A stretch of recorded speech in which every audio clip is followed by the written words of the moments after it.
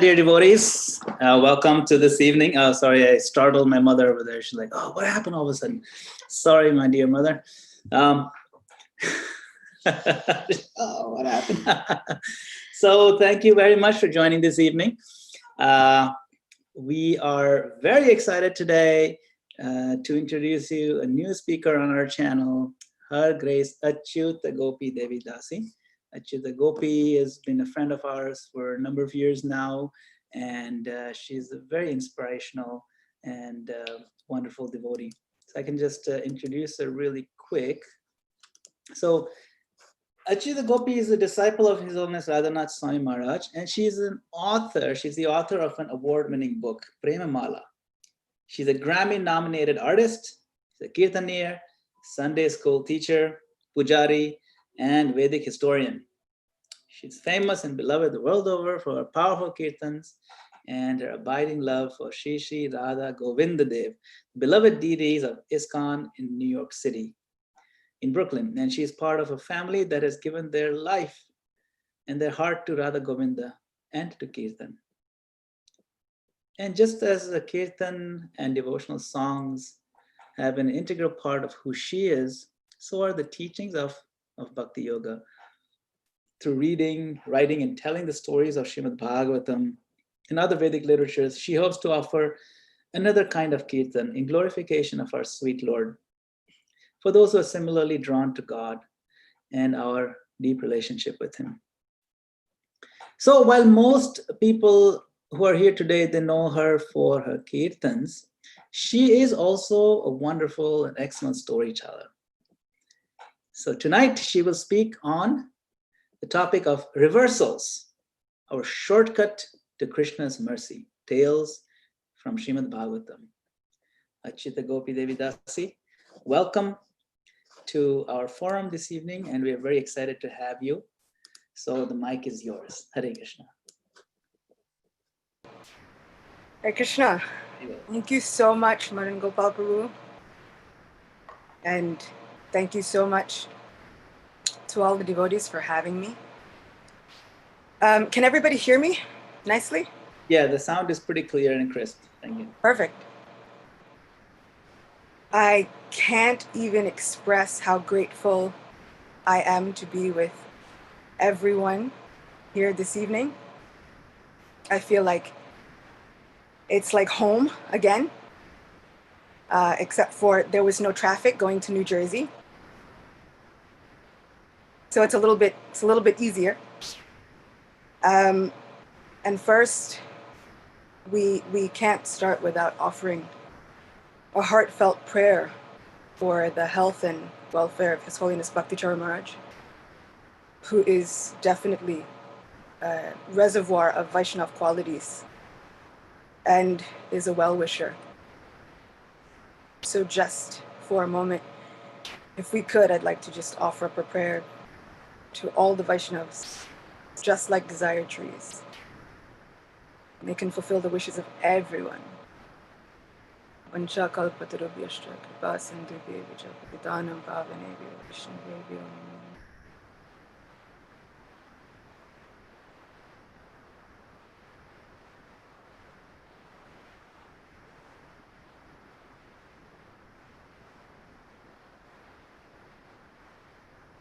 So I feel like I have the opportunity to be with aunts and uncles and my parents and godparents and well-wishers and friends in the third canto of Srimad Bhagavatam, in the glories of devotional service. It says, in the association of pure devotees, discussion of the pastimes and activities of the Supreme Personality of Godhead is very pleasing and satisfying to the ear and the heart.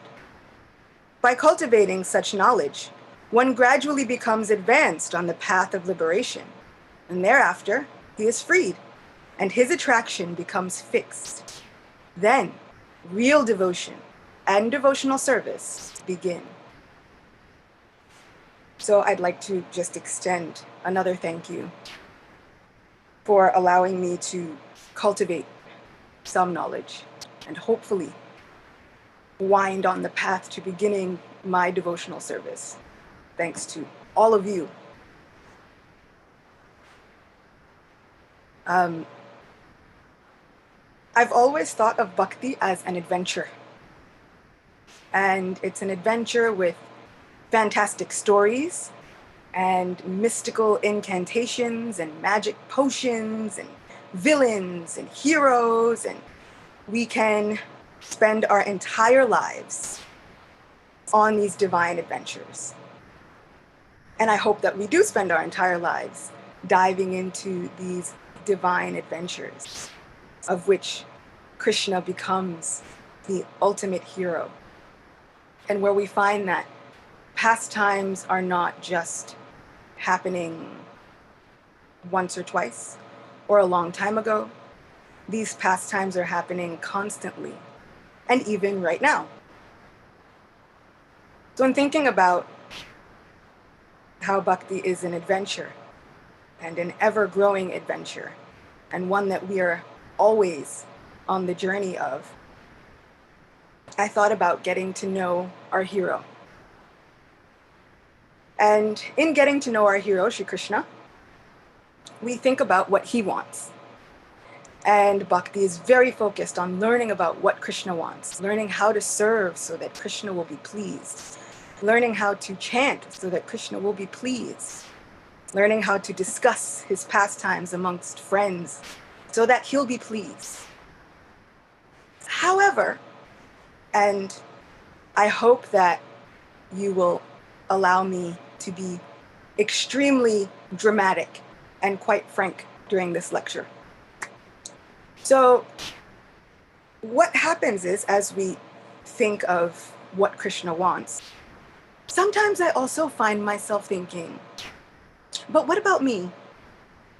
Of course, this is how the whole journey, the sojourn of our material existence started in the first place.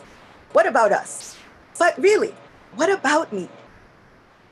In serving Krishna, does everything else just go away? Do we never go through anything else? It seems as though the material world doesn't stop. Just because we find out about Krishna and we come in contact with devotees and we have wonderful prasadam and we have exuberant kirtans, the material world keeps going. And the influences of the material world continue to act, whether we like it or not, whether we want them to or not. But we continue to hear that pure devotees are in full equilibrium. They are able to serve whether in happiness or distress. In some cases, happiness and distress are the same to pure devotees. And I think these are some really lofty goals. When I check in with myself and think how I'm doing spiritually, I often find myself further and further and further away from seeing happiness and distress as one and the same. If that is my goalpost for how advanced I am, somehow I never really reach there. I get caught up in the distress. I get caught up in trying to figure out how this is going to work out for me. And I get caught up in all of the obstacles, because reversals. And as we go through this journey together, I kind of want us to think about the word reversal as code for suffering. It's really a nice way of saying it. It's like the politically correct version. Like, you've got suffering and pain and misery. If we call it reversals, it sounds so much better. So we'll call it reversals. So when I think about all of these reversals, I realize that I am not immune. Not only am I not immune, but I am heavily affected by these trials and tribulations. But then we find amazing examples of Vaishnavas and devotees, people in Krishna's own family, who seemingly have risen above these trials and tribulations. You have Queen Kunti, who seemingly asks for them to come again and again. And I thought that that prayer was crazy for a very long time. I tried to be very careful about which prayers I was going to pray. And unfortunately, Kunti Maharani's prayers were not prayers that I was ready to say. I didn't find myself courageous enough to say, let the calamities come again and again. And I thought, through quarantine, through all of these things that have been happening, I started trying to look deeper. What does it all mean? In getting to know Krishna. Who is this Krishna? And why is he trying to torture us? Is he trying to torture us? Where is the source of all this reversals? And how can we understand them in a way that these pure Vaishnavas have come to understand them, so that we can elevate ourselves and our minds and our hearts above all of it? So, what kind of a God is this? Is he one that sits calmly by and allows bad things to happen to good people and does nothing about it and is callous and doesn't feel our pain? Well, no. Srimad Bhagavatam, Bhagavad Gita, they both say that Krishna is not indifferent to our pain. He is sitting within our hearts, right alongside us at every moment. So he's witnessing everything. So Krishna knows of our pain. And Srimad Bhagavatam states that he's absolutely not indifferent. He feels pain along with our pain. So, again, I'm thinking, well, why? Why all the trials and tribulations? Is this some sort of like masochistic plan? Do we just enjoy feeling the pain? What's going on? And it became very clear to me, because I was perfectly fine thinking of myself as the controller of my fate and my everyday life. And I wake up and make my lists and plans and I tackle them. And I think I've accomplished things this day. And then something like a global pandemic hits. Something that no one would have ever asked for. And it throws everyone into turmoil, the likes of which none of us have ever really seen or experienced before.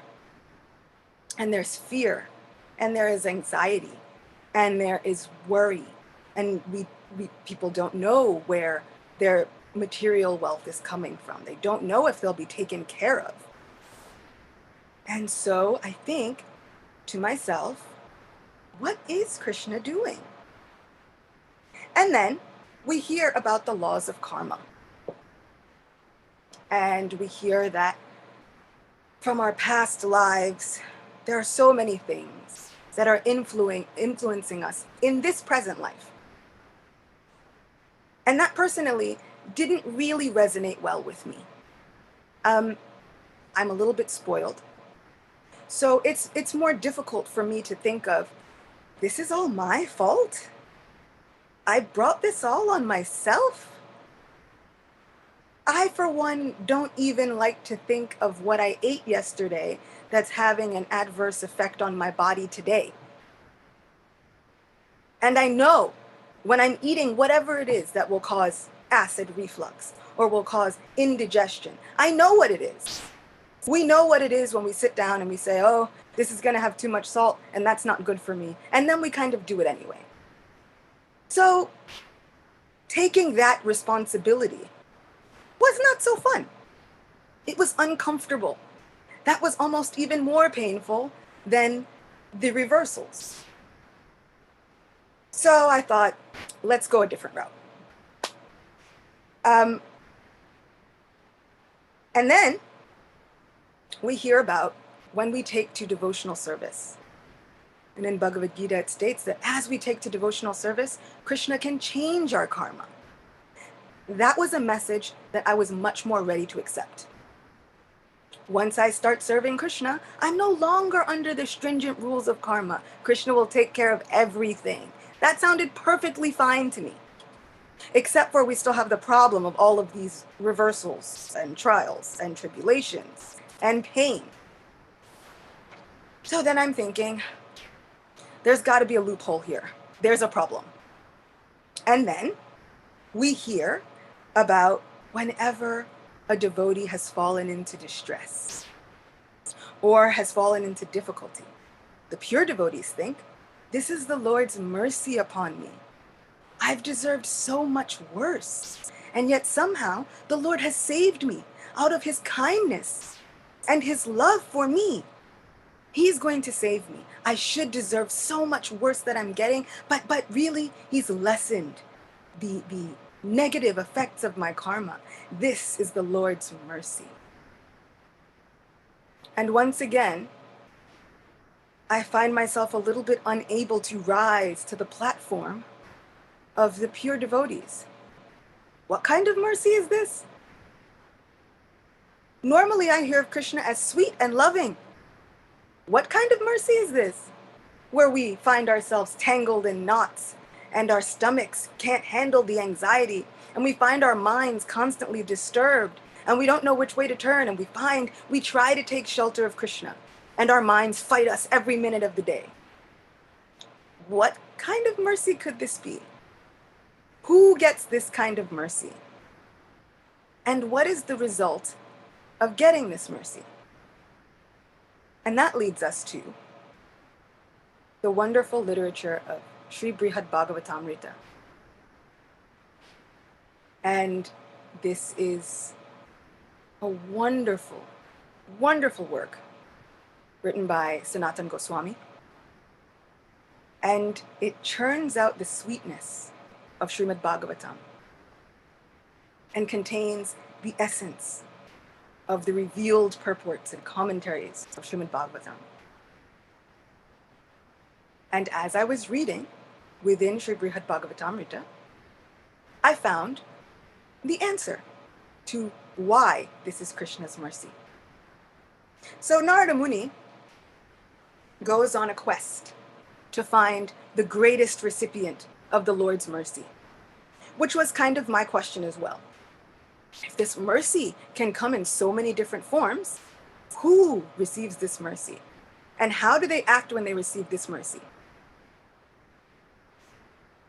So the story begins with Maharaj Parikshit, the son of Uttara. And Uttara, at a time when she was in great danger, there was a Brahmastra heading toward her while she was pregnant with Maharaj Parikshit, ready to kill the child in the womb. And she was terrified. And seeing that the Pandavas couldn't save her, seeing that these monarchs of the world were unable to reach her, she ran to Krishna in complete surrender. Krishna, Krishna, you are my family, you must help me. And in the first canto of Srimad Bhagavatam, it says that technically, Krishna should not have fought. The war that began in Kurukshetra was technically still going on.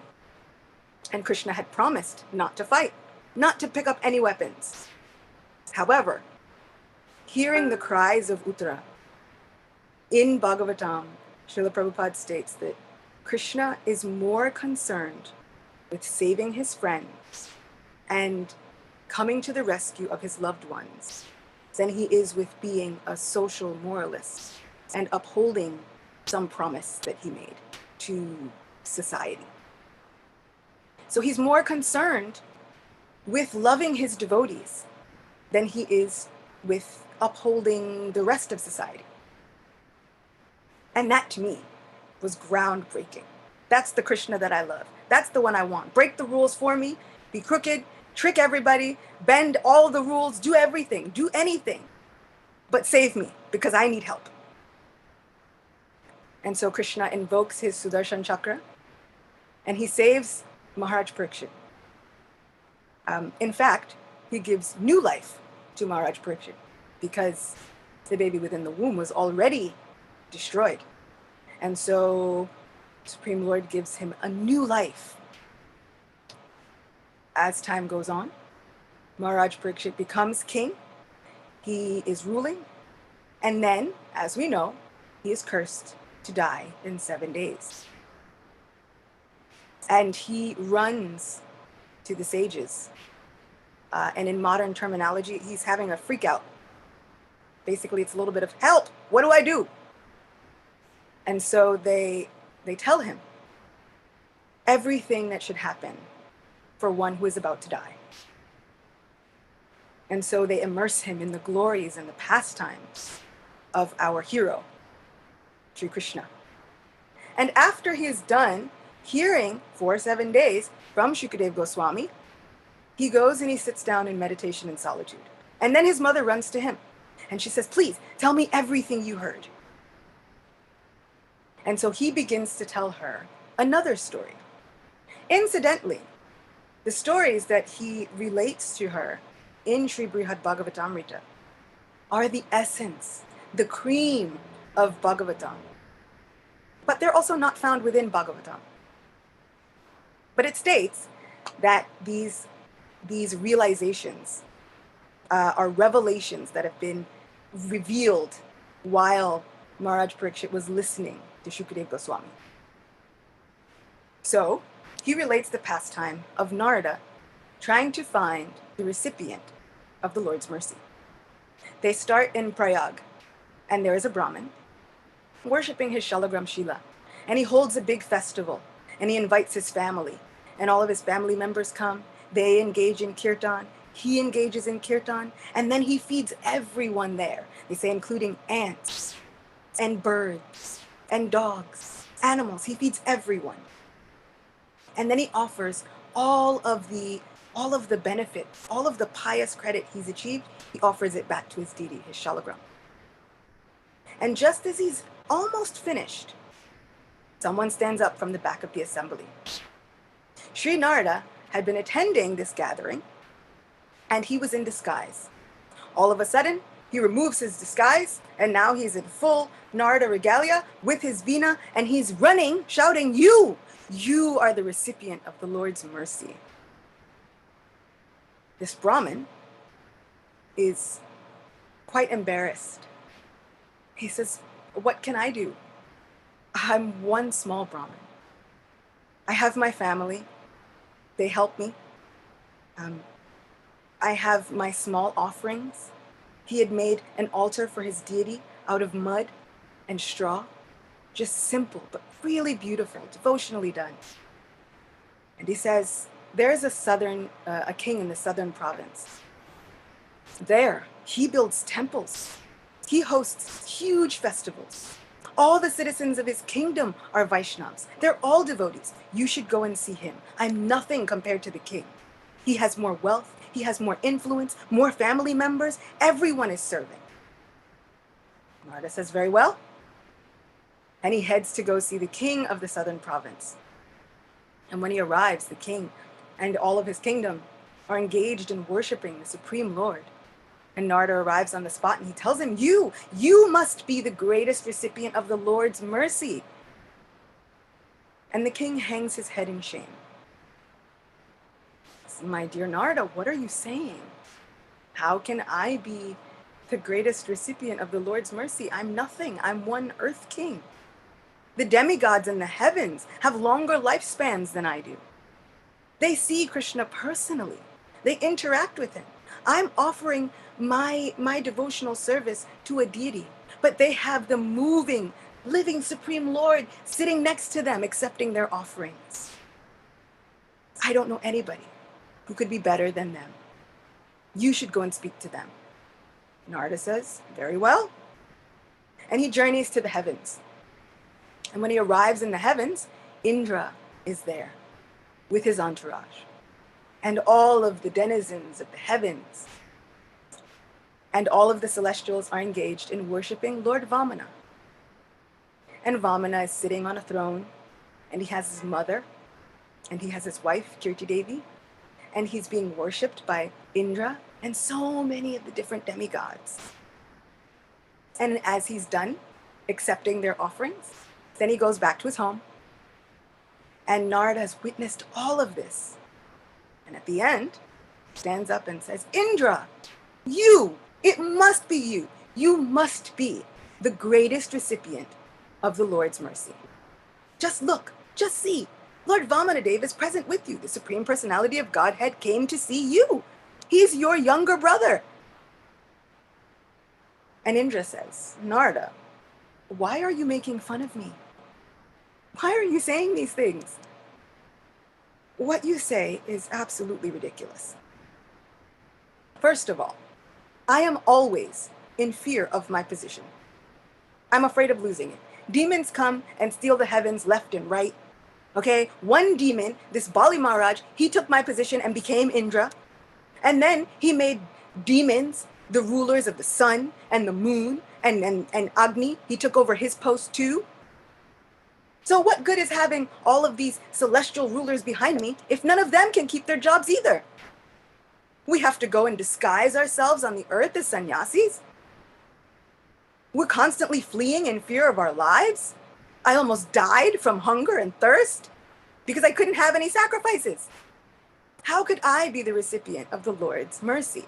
And then, when I went to Lord Vishnu to beg him to help me because this demon Bali had taken over my throne, then he agreed to become my younger brother, which Narada was so kind to point out.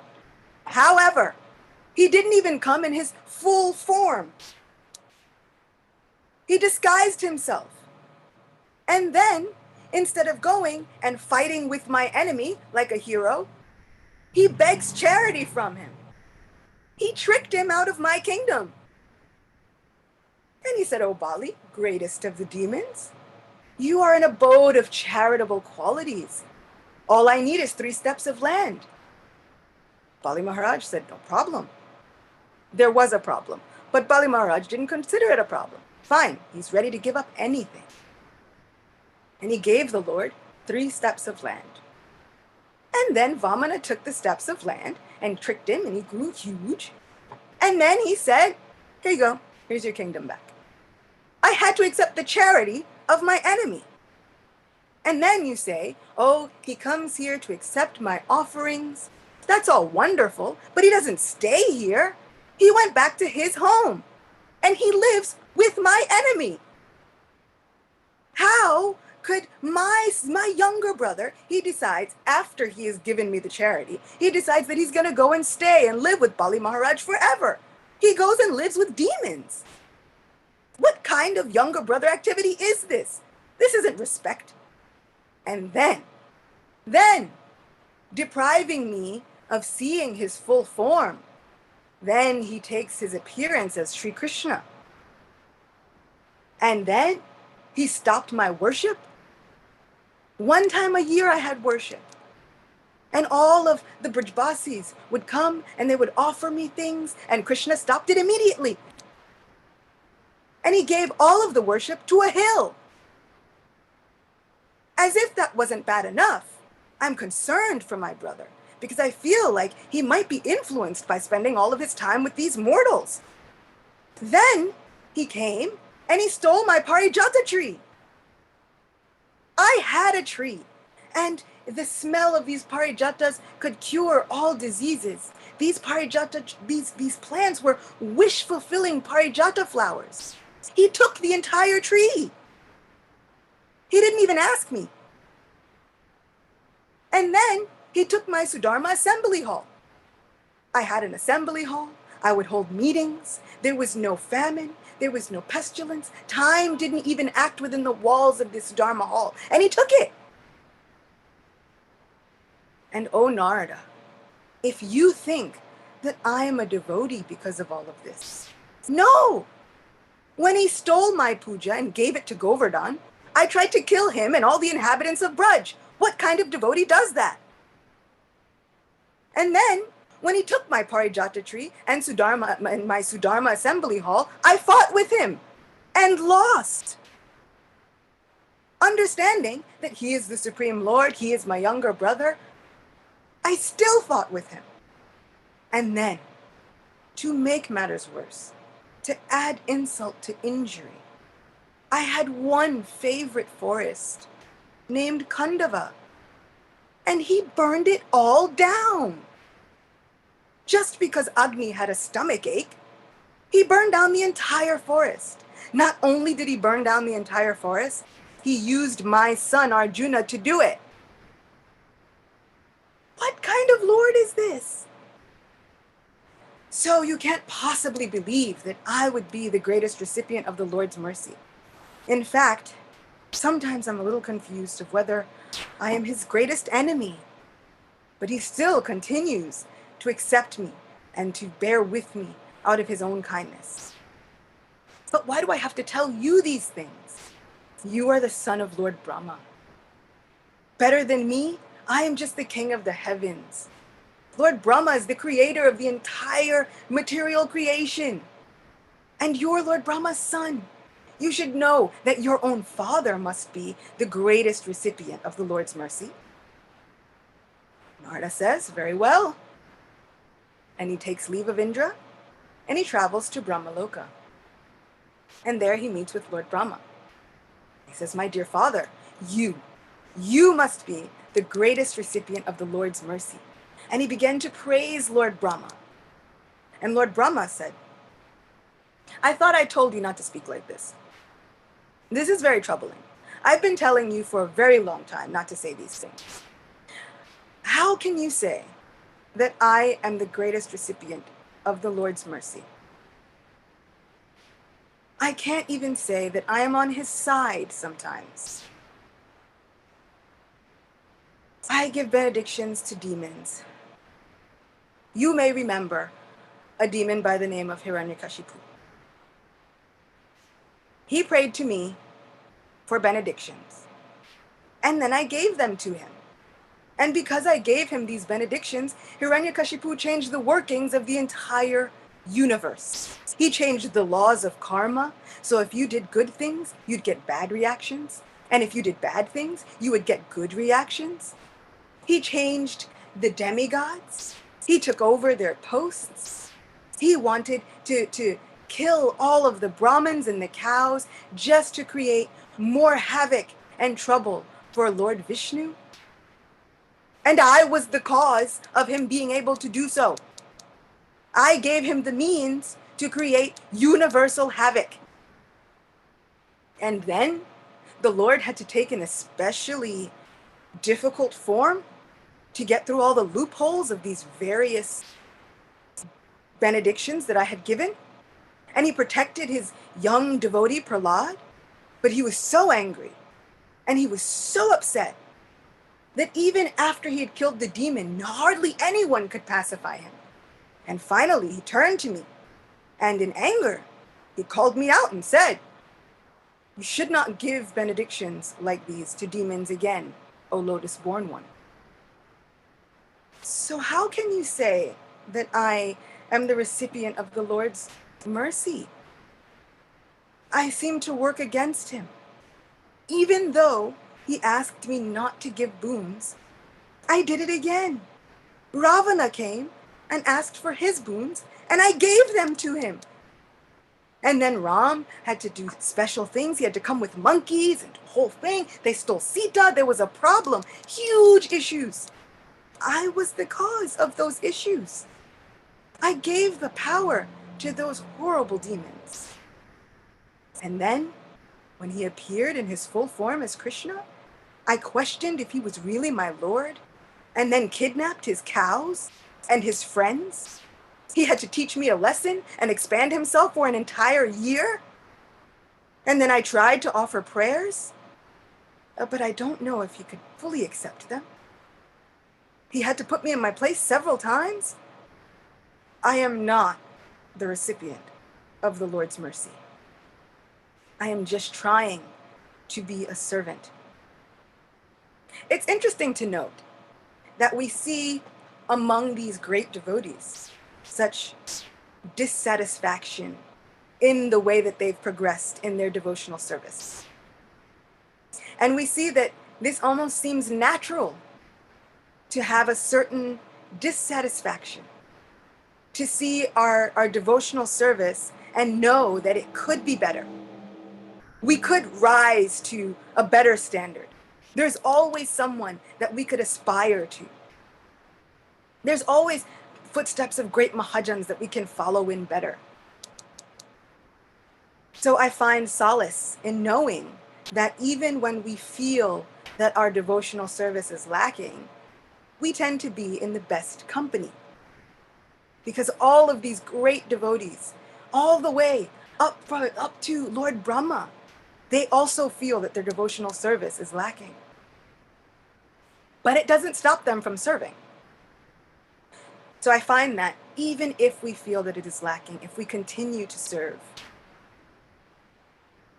that is when, and Bhakti Tirtha Maharaj would say that this is when true empowerment occurs. Understanding our limitations, understanding that we are not able to do everything, we are not controllers, but we do not hesitate to serve anyway. We go on with determination and conviction, confident that Krishna will preserve what we have and carry what we lack. Then the empowerment occurs.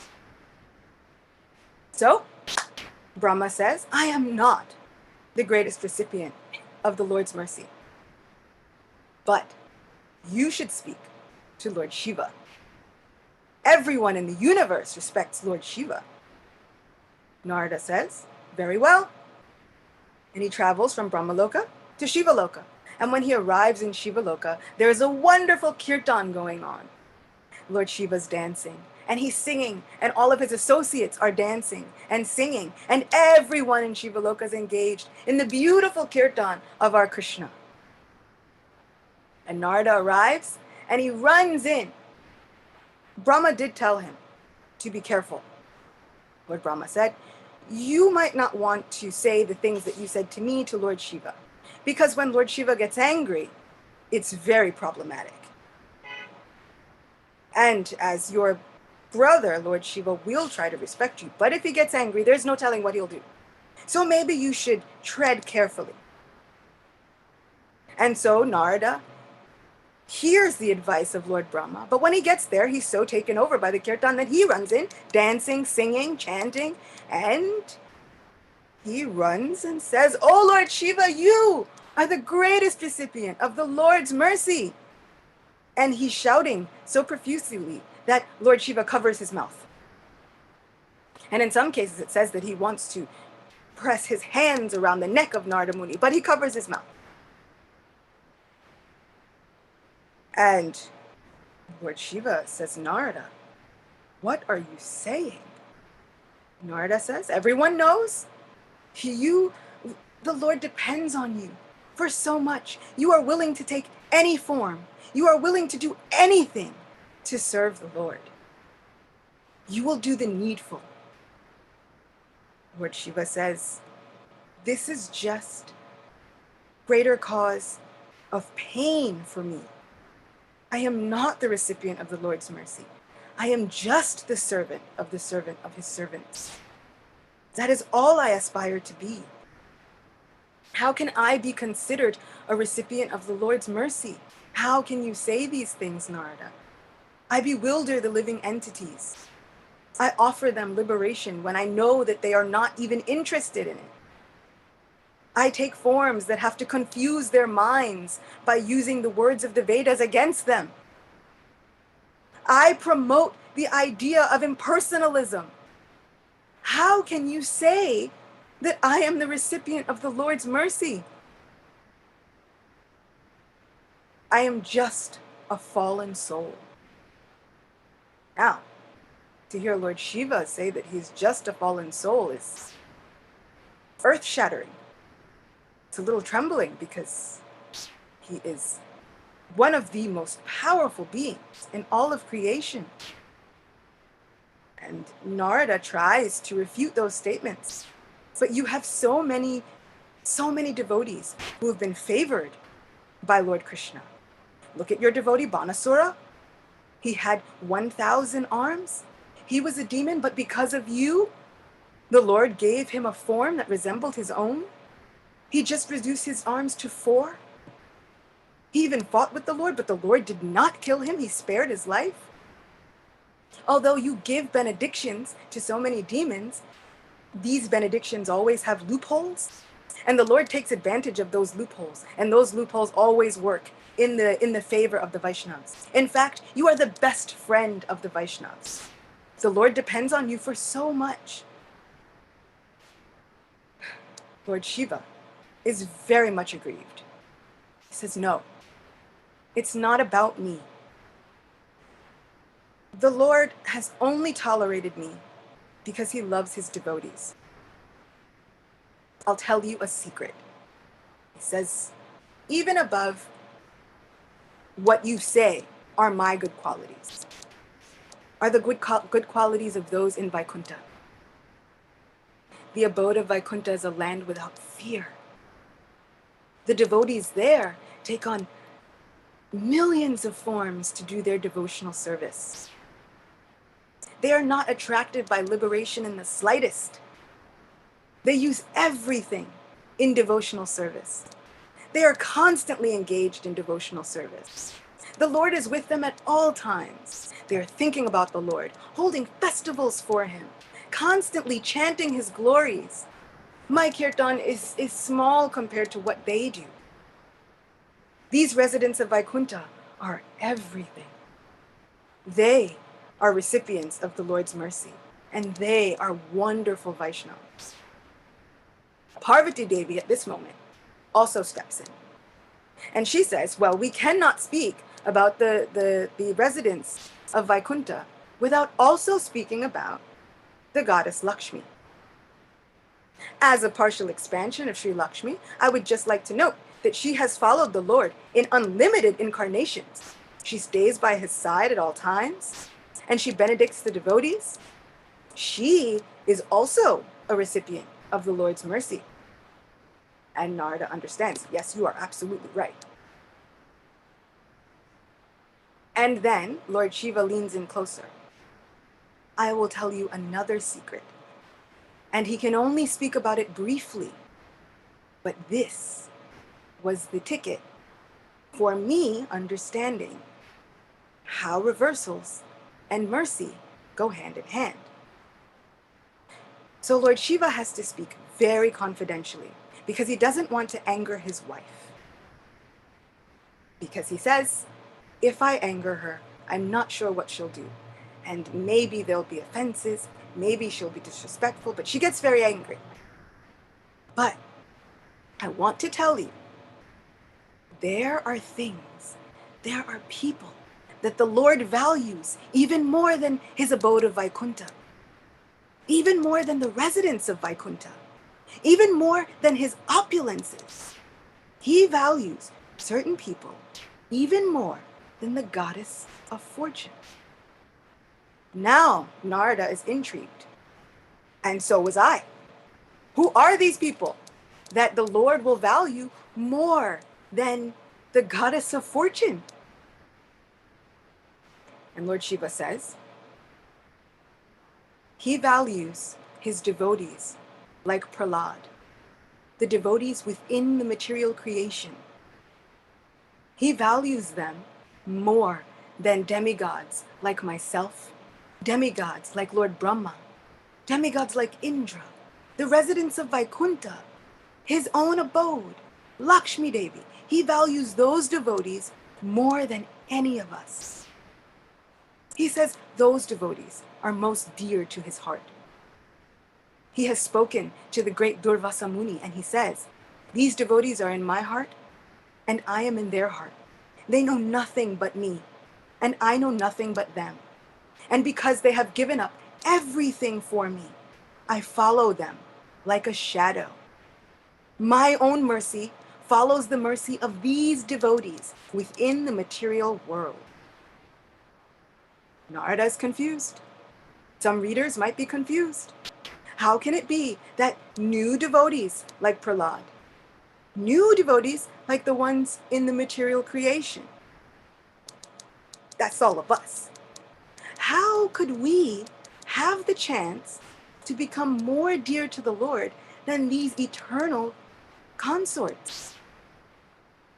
Well, the explanation is given that although the Lord's devotees and eternal associates, even like Sankarshan and Mahalakshmi and Lord Shiva and so on, even though they are firmly established in unswerving devotional service at all times, They did not go through any trials or tribulations to get it. So because these devotees have not gone through the trials and tribulations that are completely fraught with in this material world, then the Lord considers his material world devotees as more dear, more precious. Every time his devotees go through trials and tribulations just to serve him, just to love him, he becomes more endeared to them. And this was the miracle that I had been asking for. This was the definition of mercy that I needed to hear. The fact that these trials and tribulations work in our favor. They elevate us to a platform where Krishna becomes almost obsessed with who we are and how to save us. He considers that his number one job and his prime priority. Having relationships with his devotees, having loving relationships with his devotees is his prime reason for enacting pastimes. Killing demons and being a hero and rescuing princesses are all secondary actions to that primary goal.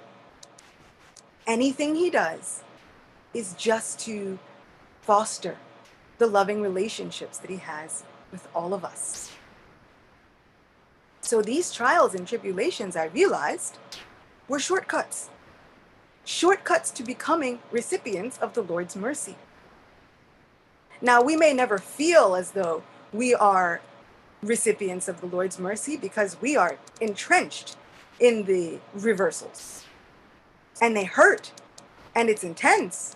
They are painful, but these are shortcuts. It's like seeing all of a sudden that there is a cheat sheet on a test. Every time we face these reversals, every time we see an obstacle in our way, we can now think to ourselves, my shortcut is here. This is just one more chance for me to advance in my Krishna consciousness. This is one more chance for me to get that much closer to Krishna. This is one more chance for me to receive his mercy. This is one more chance for Krishna to fall more in love with us. That was amazing. For me, that was more empowering. That was something that propelled me more than thinking about, well, this is my karma, so I have to deal with it.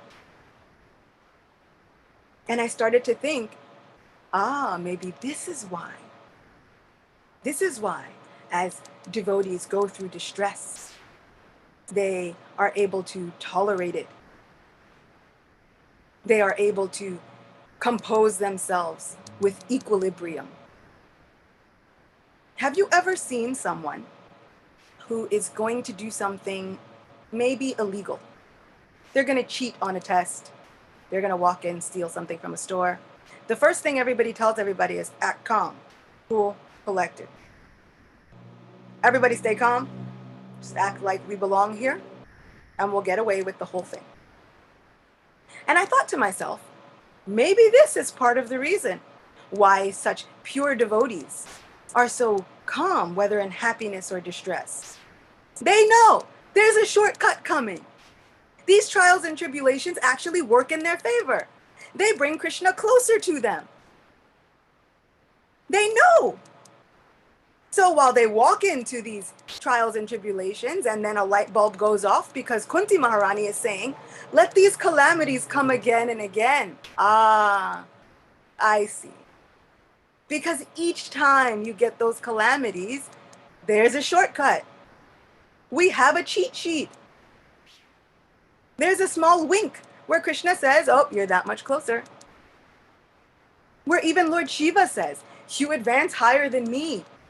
I can only go but so high. But the devotees in the material world, as they overcome trial after trial after trial, because they will come, Obstacles will come. That much is assured, because they continue to try and serve despite all of that, through all of that, just with the determination that this is painful. I will cry, but I will beg, because Krishna will come and save me.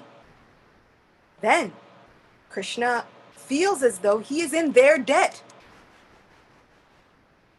And that is an amazing process of reciprocation.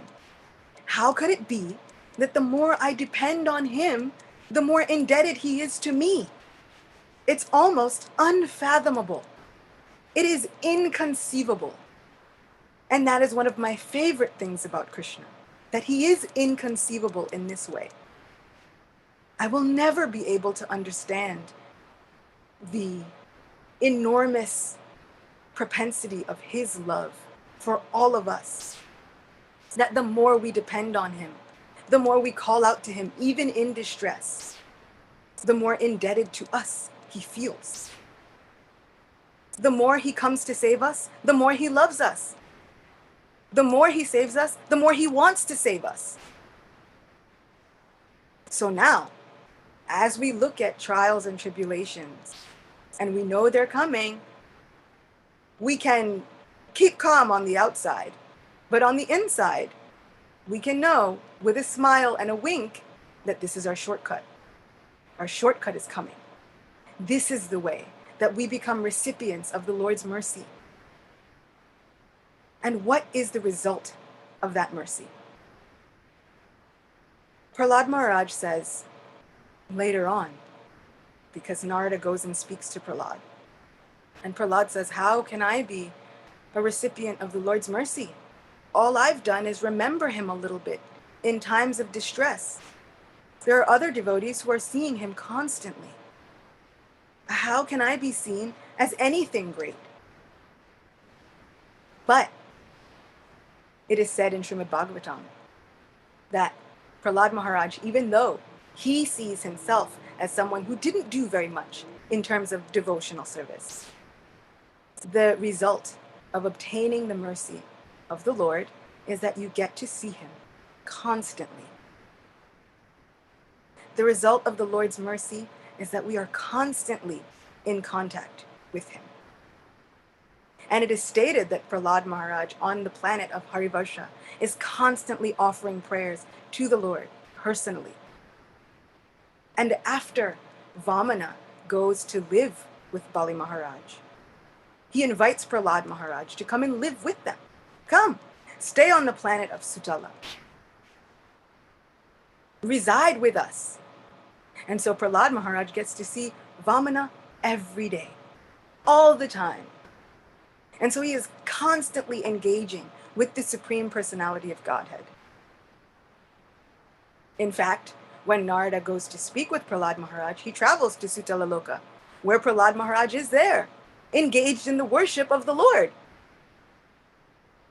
And Srila Prabhupada states in Bhagavad Gita that this is the effect of devotional service. We should know that one who is constantly engaged in devotional service is seeing the Lord at all times. And there should be no doubt about that. One who is engaged in devotional service is going to see the Lord, is going to engage with him, and he is living with the Lord, no matter where he is.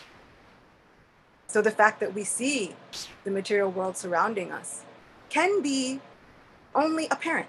It can be external. If we take to our devotional service, all of a sudden, we find that we will get to see the Lord always.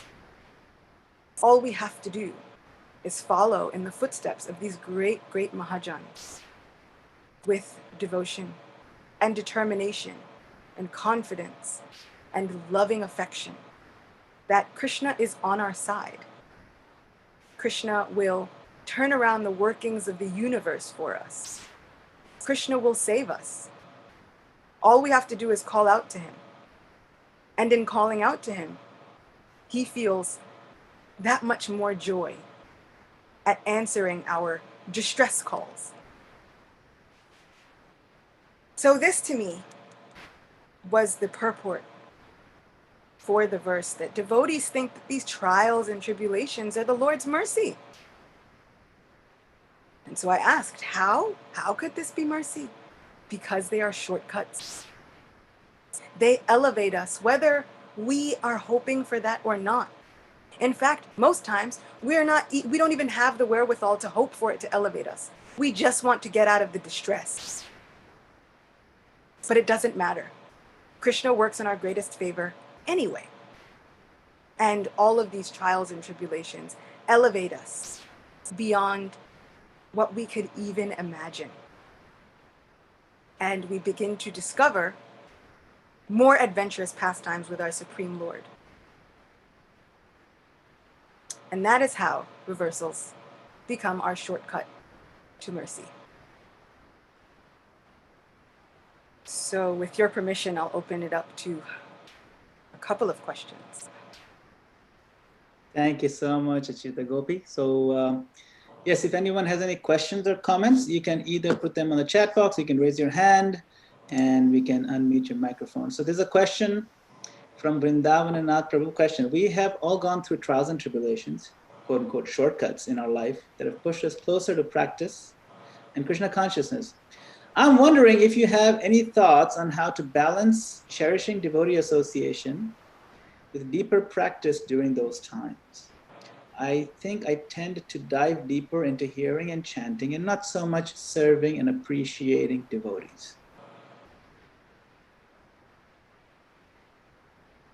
I also find that I have a bit of a problem opening up when I'm going through difficult times.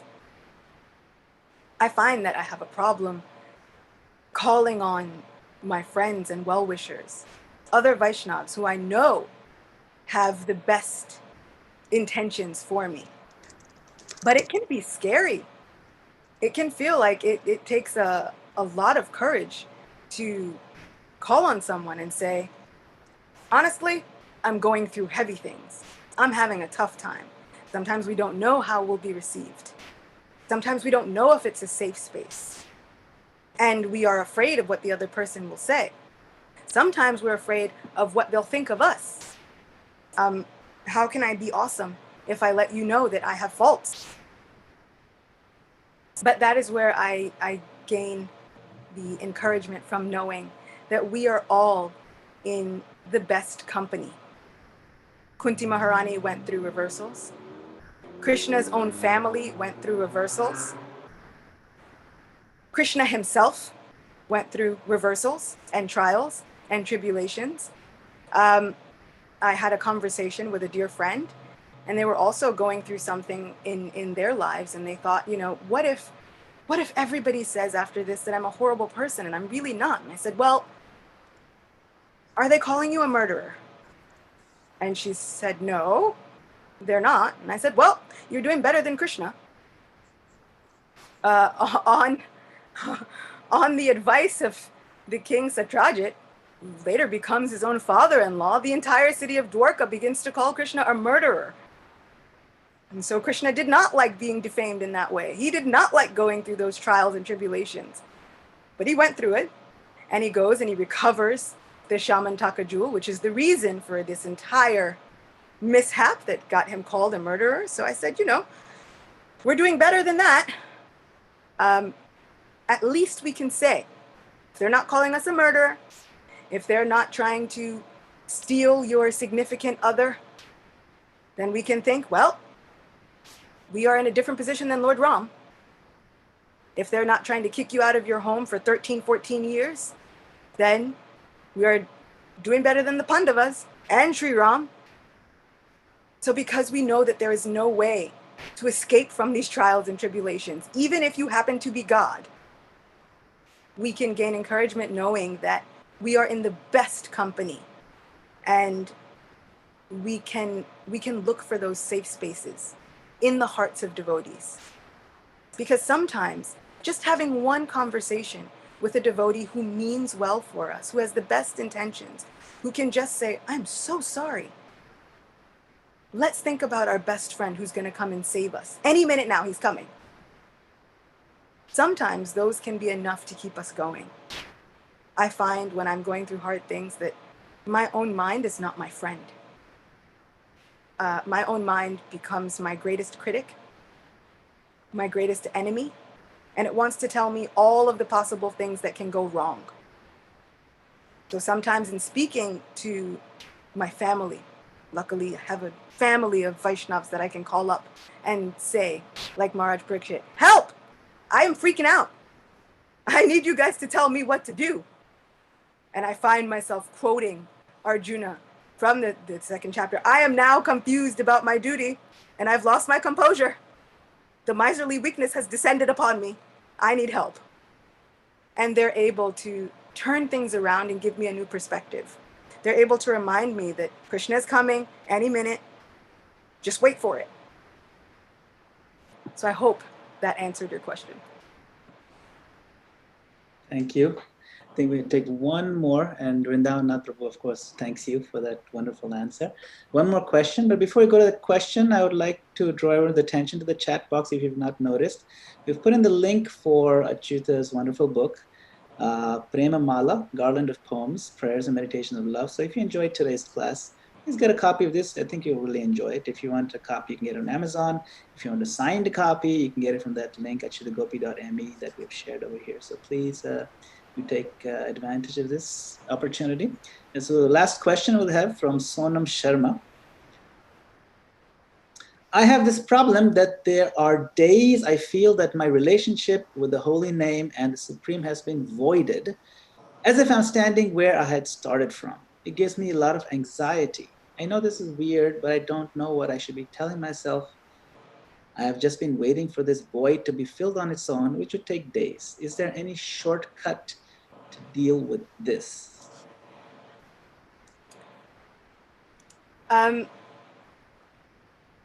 For me, I try to remember that Krishna is someone to love as a best friend. Whether you think, oh, I just want to protect Krishna, whether you think I just want to love Krishna, whether you think I want to be friends with Krishna, however you approach Krishna, he is someone to be loved. And he is a person. So when I think about my relationship with the Holy Name and I feel as though it's growing stale, for lack of a better word, I try and think about what I would do if I were in a new relationship with someone. Would I stay up all night just to speak to them? If they lived in a different time zone, I probably would. I would wake up and figure out how to sync times so that I would stay up and be tired in the morning and then go to work or do whatever it was, and just I would deal with whatever it is, because there are those flowery feelings that happen when everybody is first in love. And then that's how I try to think about my japa. All day, Krishna has been waiting just to speak with us. My dear Guru Maharaj likes to say that we each have a Paramatma. This Paramatma never leaves us. It is our specific Krishna. That Krishna has no other function in the entire creation other than to stay with us and accept our service and love us. So there is a Krishna that is constantly just waiting to speak with you. There is a Krishna that is just waiting by the phone at all times, hoping, oh, maybe this time they'll call. And even in Brihad Bhagavatamrita, in later chapters, the Lord tells the young boy Gopakumar, I was waiting for you. I was waiting for lifetimes, hoping that maybe this time you would turn. Maybe this time you would turn. It says, hope had me dancing like a fool, just waiting. And now that you're finally here, please just stay with me forever. The Lord is waiting for us. He's waiting to accept our love and to reciprocate with his love, which is unlimited. So if you find that that is not enough to help fill the void, thinking of the expansive love of Krishna's heart, which really, he never gets fed up with us and just says, forget you guys. You guys have been doing this material world song and dance for a long time. I've been saying, come back home. You've been saying, I've got this all under control. And he never gives up on us. He never says, forget the whole thing. You guys are on your own. Never. That is true love. We act like he doesn't exist. We call on him only when we want to. We don't call him even when we want to. We call him on the phone, we pick up our japa beads, and then we do something else. We don't even give it our full attention.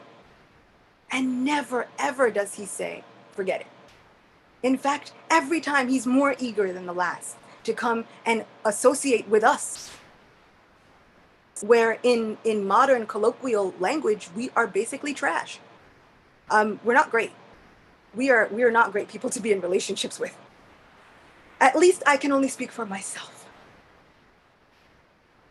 But if thinking of the greatness of Krishna's love is not enough to fill the void, then I encourage you, and Harinam Chintamani encourages us, if we feel that apathy in our chanting, if we don't feel connected, the remedy is to gather together with an assembly of devotees, with Vaishnavas, and chant together. Have japa, engage in kirtans, have Bhagavatam classes, listen to each other, speak with each other. And then Harinam Chintamani says, somehow, even if you start with just an hour and you steadily increase, somehow the power and the well wishes of all of those Vaishnavas rub off on us. And like Krishna said, his mercy follows the mercy of the devotees. So as they give us their mercy, Krishna is obliged to give us his mercy. And then you'll find that the void will be filled. Thank you so much, Acyuta. What a wonderful, wonderful presentation, wonderful question and answer session. There's a lot of nice comments on the chat box, thanking you for an excellent lecture, very inspiring presentation. And I thank you from the bottom of my heart on behalf of all our guests who are watching online live and those guests who will be watching this on YouTube in the future for posterity. So thank you once again, and Dandavat Pranam. Now, before we go, please, we have some important announcements, so please don't leave. And of course, we'll also open it up to all of you in a minute so that you can thank Acyuta Gopi personally, real briefly. So upcoming speakers. So our week of inspiration continues. So on Monday, Wednesdays, Fridays, we have His Holiness Jayadvaita Swami live from Towaco talking on the second canto of Srimad Bhagavatam, Monday, Wednesday, Friday at 8 p.m. In fact, Maharaj is in the audience today.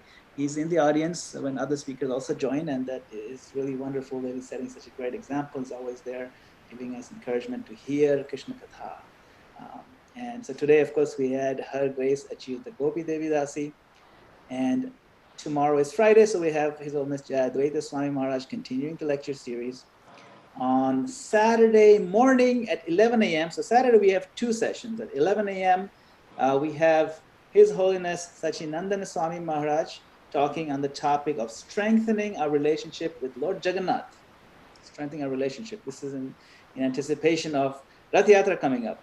Then at 8 p.m. on Saturday, Hari Parshad Prabhu talking on the universality of bhakti.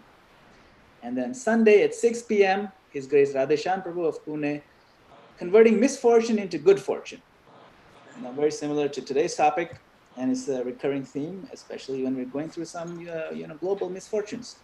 So thank you all once again for joining. I'd like to request His Grace Neelmani Prabhu to lead us in thanking everyone, and especially thanking Acyuta Gopi. And then I'll open it up to the rest of the devotees to express their thanks. Hare Krishna, Acyuta Mataji. I've always admired you and heard so many of your kirtans and just so much heart-touching warmth there, but I've never ever heard you give class, and I was just totally falling off my chair hearing your class today. It was just so incredibly well presented and so many practical lessons, and such a wonderful way you have of telling stories that really captures the attention of everybody. So I really want to thank you so much for taking the time to be with us and with all the devotees. Thank you so much, Mataji, and we hope you'll come back again when the opportunity presents. Thank you. Hare Krishna. Thank you. And one more announcement. Please note that ISKCON of Central New Jersey, ISKCON CNJ, is having a full weekend long of online Rath Yatra this Saturday and Sunday. So you can look up that ISKCON CNJ website.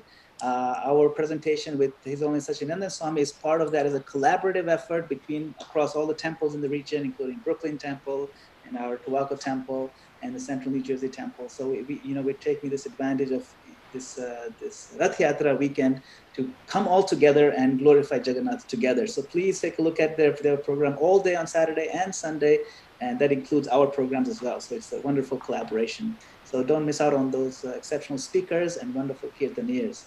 So now I'm going to allow all the devotees, you can unmute yourself and say a quick Haribol to Acyuta. Haribol. Thank you, Hare Krishna. Haribol Mataji. Thank you so much. Haribol. Haribol.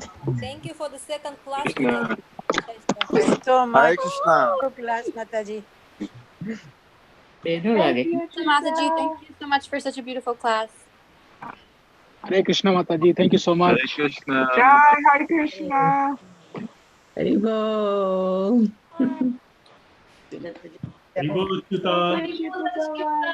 Our hearts speak with love for you. Stop smiling throughout the lecture. Thank you so much. Thank you, Yashoda Dudal Prabhu, for arranging. It was really wonderful. Oh, Hare Krishna, great class. Oh. Very nice. Thank you so much, Acyuta Gopi. Thank you so much.